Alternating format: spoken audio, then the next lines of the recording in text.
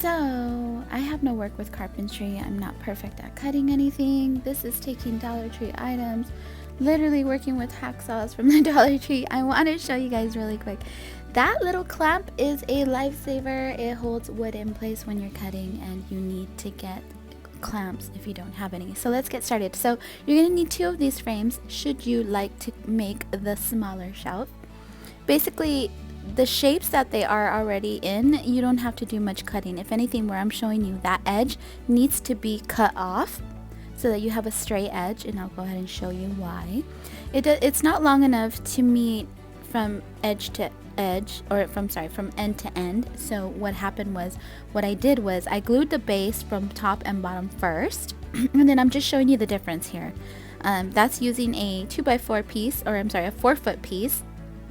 It's using 2 pieces, and let me refer back to that first shelf really quick, and then again I'm going to show you. So that edge right there is at the top of that shelf. It's absolutely perfect. You just glue it to the edge of the bin, and you have your piece there. There you go. So when you're pulling this apart, they come apart very easy. And so basically I take a little wire cutter and I cut these edges off, but okay, see, I can do with one hand here because I really need to invest in a tripod. So this piece, now don't pay attention to this because this is that bamboo piece that I have sitting on top of the bin, but this piece here is just going to go glued right at the edge of your bin. Boom. And then you're going to take your side pieces, right, and then you're just going to put them here, but you're going to go across this line here. I'll show you right here. Sorry.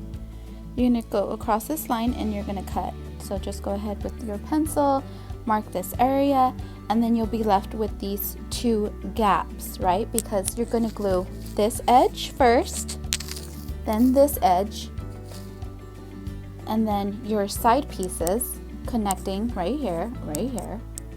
So that's going to leave you with a gap, and then you'll go ahead and glue these pieces here. Boom, boom, glue, and you'll have this gap. Now I'm going to go ahead and insert the video of where I show you what I did as far as filling in the gappy area.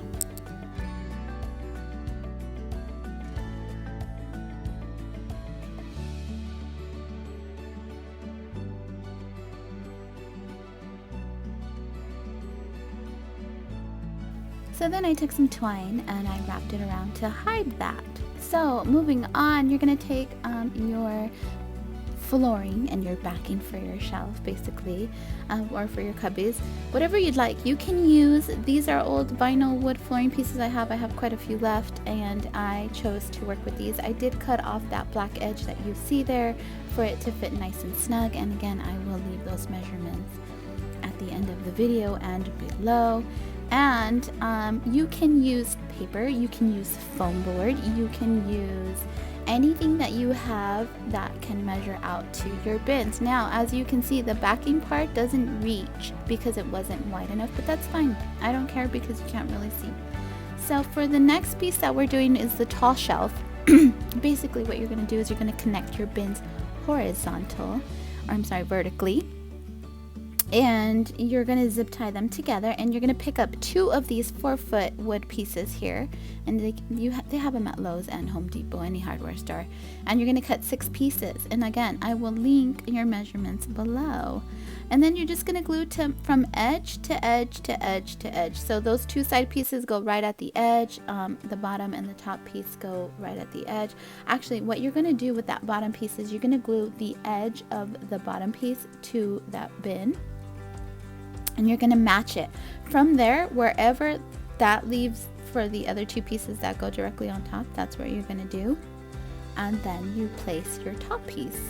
And that's pretty much how that works. Now, I did use the Gorilla Glue for the glue gun, and it works amazing. I couldn't take the first steps I was doing. I couldn't remove it, and anyway, it sticks really well to plastic. I used this Parisian gray from Hobby Lobby and the white from Walmart and created this faux wood look.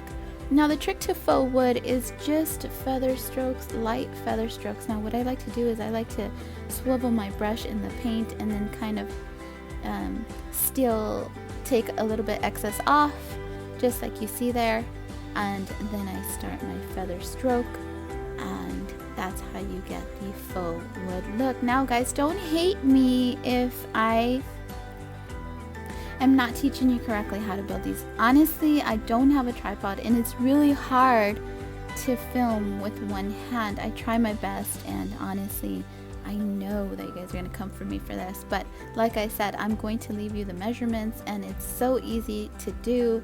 I hope that you guys can do it. I'm sorry that I don't have a tripod. I need to invest in one. So okay, so these little cubbies, those are 2 frames, 2 faux wood frames that the Dollar Tree carries, and I picked up 8 of those to work with because I really liked them.